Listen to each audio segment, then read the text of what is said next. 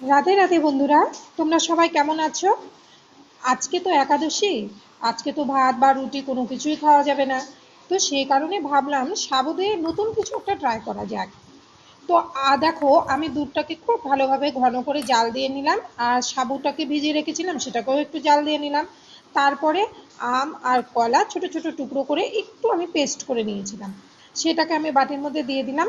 তারপরে খুব ঘন করে রাখা দুধটা যেটা জাল দিয়েছিলাম সেটাও আমি দিয়ে দিলাম। আর 2 চামচ মতন আমি সাবু দিয়ে দিলাম। তারপরে ছোট ছোট করে কেটে রাখা কলা আর আমের যে পিসগুলো দেখছো সেগুলোও আমি এর মধ্যে দিয়ে দিলাম। আর হ্যাঁ, এর মধ্যে কিন্তু আমি কোনো রকমের চিনি বা গুড় ব্যবহার করিনি, কারণ এখন অনেকেই সুগার পেশেন্ট যারা কেউ চিনি বা গুড় নিতে চায় না। আচ্ছা, তারপরে আমি কাঠবাদামগুলো কেটে রেখেছিলাম সেগুলো এর উপরে ছড়িয়ে দিলাম, আর কিছু কিশমিশ ছড়িয়ে দিয়ে পরিবেশন করে দিলাম। তোমরা সবাই ভালো থেকো, সুস্থ থেকো, রাধে রাধে।